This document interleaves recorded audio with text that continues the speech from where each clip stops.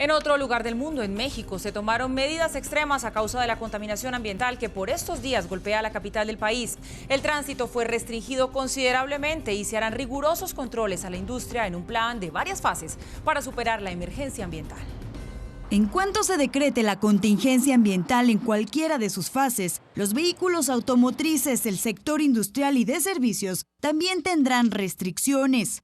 En fase 1 de contingencia, además del hoy no circula, otros vehículos privados y federales tampoco podrán utilizarse, de acuerdo al color de calcomanía que indiquen las autoridades. En la fase 2, la cual se activará pasando los 200 puntos IMECA, dejarán de circular según el tipo de terminación de placas, es decir, pares o nones. De los 5.4 millones de vehículos que transitan en la zona metropolitana del Valle de México, con el programa de contingencia ambiental de la megalópolis, se pretende sacar de circulación 2 millones de vehículos en fase 1 y 2.6 millones de vehículos en fase 2. Estamos convencidos que para atender el problema tiene que ser una política pública integral y en donde la mejor forma de hacer eso es con datos duros y precisos, en donde sepamos dónde se está originando la contaminación. El sector industrial federal, ante la fase 1 de contingencia, tendrá que dejar de emitir el 30 y 40% de contaminantes. En la fase 2, tendrá que reducir el 60%. Por su parte, las gasolineras y gaseras de LP en la fase 1 de contingencia tendrán que suspender sus actividades según la terminación de su número de identificación. En fase 2, lo harán si son pares o nones. Dejarán de surtir gasolina si no cuentan con sistemas de recuperación de vapores, ¿sí? O los sistemas de recuperación de vapores están desactualizados o no son eficientes.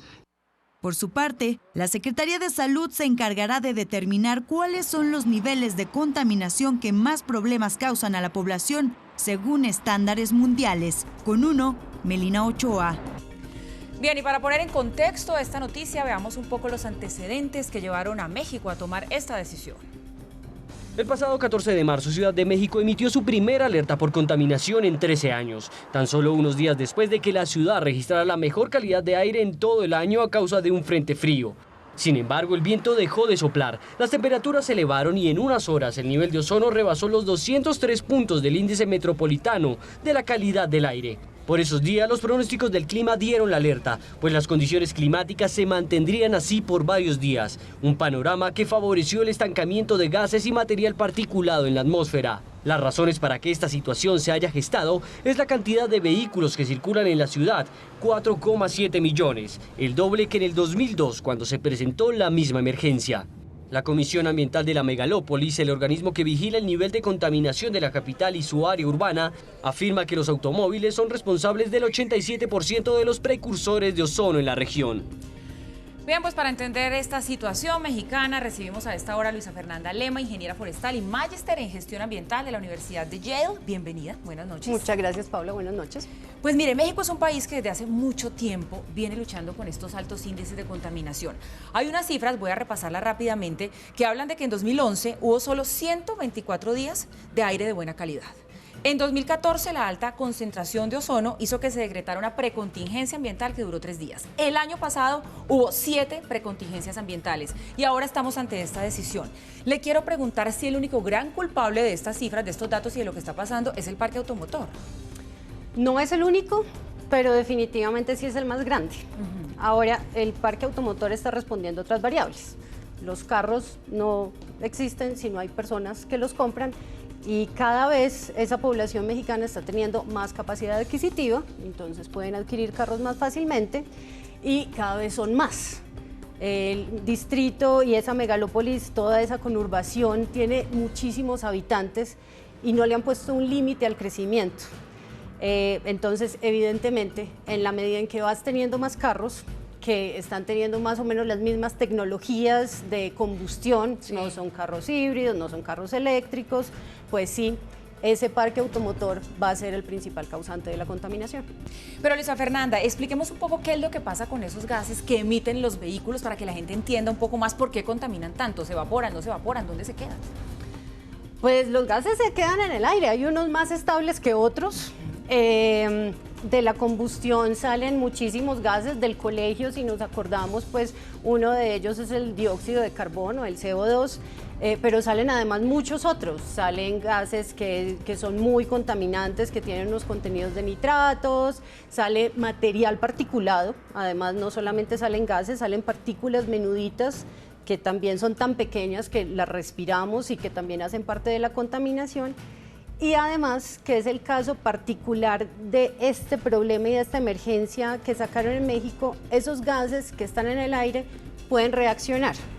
Las condiciones climáticas preocupan hoy porque el hecho de que haya mucho sol, mucho calor y que el aire esté muy quieto, permite que algunos de esos gases que salen de la contaminación reaccionen entre sí y generen ozono.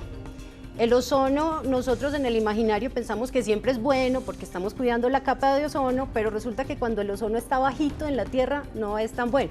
Es un gas contaminante que además puede generar efecto invernadero y en este caso es bien perjudicial para la salud.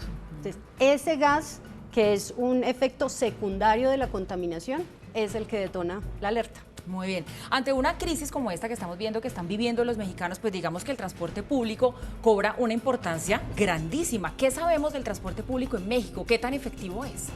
Bueno, México tiene un metro hace mucho tiempo y tiene un metro que está colapsado hace mucho tiempo. Entrar al metro de México es toda una odisea.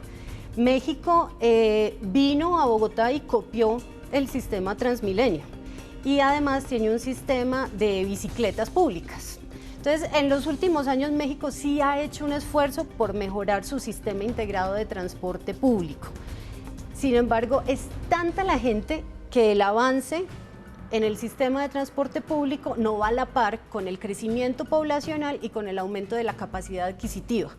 Es un problema semejante al que tenemos en algunas ciudades de Colombia, en que vamos avanzando en transporte público, pero hoy tenemos problemas de contaminación ambiental y alertas nuevas porque no estamos a la par con el crecimiento poblacional y el crecimiento del parque automotor.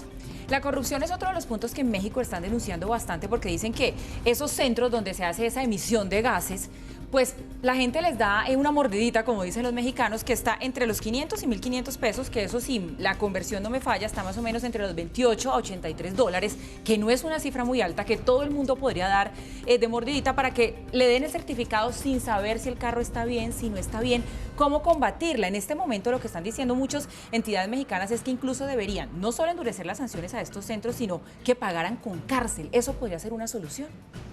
Eso puede ser una solución, ahora que las acciones punitivas en Latinoamérica no es que sean las más eficientes. Nosotros tenemos también el mismo problema, tenemos un certificado que le tenemos que sacar a nuestro automóvil. Sí, no, y aquí pasa todos lo los mismo, años, es cierto. Y es por debajo de exactamente lo cuerda se mismo. paga una platica y dan el certificado. Claro, y hay escándalos completos de cadenas de centros para diagnóstico que sabemos que dan los certificados sin hacer las revisiones. Entonces, en una cultura como la que tenemos, yo no sé esa acción punitiva qué tanto sirva. De pronto serviría más una acción de incentivos hacia transiciones a mejores tecnologías. ¿Carros eléctricos? Por ejemplo. ¿Pero son la opción híbridos. ideal, carro eléctrico? Yo creo que todavía no hemos encontrado la opción ideal. Todo tiene un costo ambiental. Todo va a tener una huella ambiental, pero definitivamente la huella del carro eléctrico en términos de contaminación atmosférica es muy inferior a la que puede tener un carro donde hay combustión. En un carro eléctrico tú no tienes combustión. Tú tienes algunos lubricantes, como hidrocarburos básicos que te ayudan al funcionamiento del motor, a que las piezas se muevan, pero la energía que estás utilizando no es la que se genera de quemar combustibles fósiles, no es la que se genera de quemar gasolina o de quemar diésel. Entonces, pues evidentemente la contaminación es muchísimo menor. Pues Luisa Fernanda Leva, muchísimas gracias por ayudarnos a entender un poco lo que está pasando en México, que hoy nos encontramos con una noticia de Medellín bastante similar, que nos hace pensar que esto no es tan lejano a nuestro país. Buenas noches. Tal cual, buenas noches.